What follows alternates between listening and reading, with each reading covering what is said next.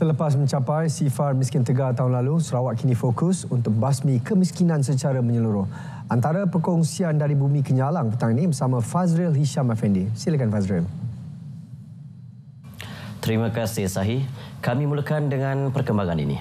Sarawak mengalu-alukan pembinaan sebuah lagi hospital swasta yang baharu di Kuching. Premier Datuk Patinggi Tan Sri Abang Johari Tun Openg berkata pembangunan fasiliti kesihatan itu mampu menyediakan rawatan berkualiti kepada rakyat negeri ini. Jelas beliau, pembinaan hospital tersebut menunjukkan keyakinan pelabur luar terhadap potensi dan masa depan Sarawak. Sudah tentu ia sehaluan dengan dasar pekerjaan Sarawak ketika ini, di mana kita telah membuat banyak pelaporan untuk memudahkan semua sektor ekonomi, termasuklah di bidang kesihatan yang dapat kita beri kepada rakyat Sarawak dan mereka yang tinggal di Sarawak, termasuk juga mereka yang luar daripada Sarawak yang boleh mendapat treatment yang terbaik untuk dalam sektor kesihatan. Beliau berkata demikian pada sidang media selepas majlis pecah tanah Hospital Gleneagles di Jalan Batu Lintang, Kuching. Ia merupakan hospital ke-19 syarikat swasta tersebut dan ia dijangka siap dalam tempoh 3 tahun. Bermula tahun ini, Sarawak akan memberi tumpuan kepada usaha mengurangkan kadar kemiskinan secara keseluruhan. Ia susulan kejayaan Sarawak mencapai sasaran sifar miskin tegar tahun lalu. Menteri Pembangunan Wanita, Kanak-kanak dan Kesejahteraan Komuniti Dr. Sri Fatimah Abdullah berkata pendekatan sama dalam pembasmian miskin tegar akan digunakan bagi proses pemutihan golongan miskin. First, we have to verify betul kandaknya Tok Miskin Tegar. We have a whole lot of people dalam jawatan kuasa yang akan dapat memberi maklumat. Saya sih tahunya Miskin Tegar. I look at the name, I will know. But it is ketua kaum, ketua masyarakat. Itu orang dalam kampung saya tu. Saya tahunya yang memang miskin tegar. That is how we verify it. Katanya jumlah isi rumah miskin di Sarawak juga sedang ditapis untuk memastikan ketepatan maklumat dalam sistem e-Kasih. Bagi golongan yang disahkan miskin, berbagai bentuk bantuan telah disediakan termasuk bantuan kewangan dan program penyelesaian pekerjaan. Setakat ini lebih 50,000 individu di Sarawak menerima bantuan bulanan daripada Jabatan Kebajikan Masyarakat, antaranya golongan warga emas, ibu tunggal dan orang kurang upaya OKU. Beliau yakin dengan pendekatan berfokus dan sistematik, kadar kemiskinan di Sarawak akan menunjukkan penurunan signifikan tahun ini.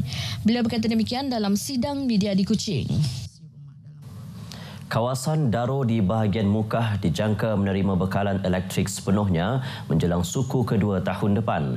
Hasrat itu dapat dicapai melalui pelaksanaan fasa 3 skim elektrifikasi luar bandar RES di Pasin. Menteri Utiliti dan Telekomunikasi Datuk Sri Julaihi Narawi dalam kenyataan yang dikeluarkan Sarawak Energy Berhad berkata projek itu akan membekalkan tenaga elektrik kepada 186 isi rumah di 8 kampung. Manakala fasa 3 RES di Batang Lasa 2 akan membekalkan tenaga elektrik kepada 54 isi rumah di 3 kampung. Sejak siap pada Mac 2024, projek RES Last Mile fasa 2 di Batang Lasa berjaya membekalkan tenaga elektrik kepada 464 isi rumah di 16 kampung.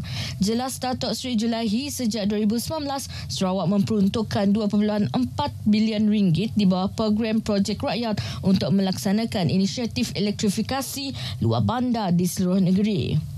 Sehingga kini, Sarawak Energy telah menggunakan 80% daripada dana yang diperuntukkan. Bakinya dalam pelbagai peringkat pelaksanaan.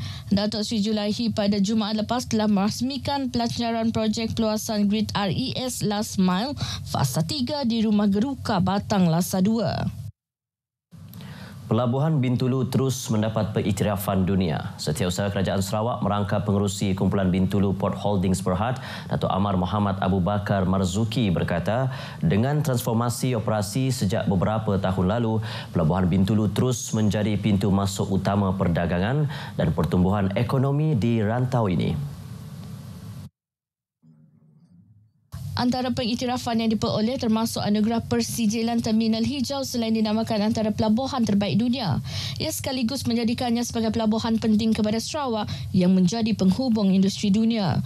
Pelabuhan Bintulu diyakini berupaya menyokong aspirasi kerajaan dalam membangunkan industri tempatan melalui pengeksportan tenaga dan produk petrokimia.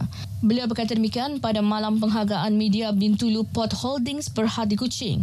Datuk Amar Muhammad Abu Bakar turut menyatakan penghargaan kepada media dalam menyampaikan berita-berita positif mengenai pelabuhan Bintulu. Lebih 20 individu di Sarawak dilaporkan menjadi mangsa penipuan pembinaan rumah dari sebuah syarikat berdaftar. Penipuan membabitkan kes pembinaan dan pengubahsuaian rumah dengan kerugian dianggar berjumlah 1.8 juta ringgit.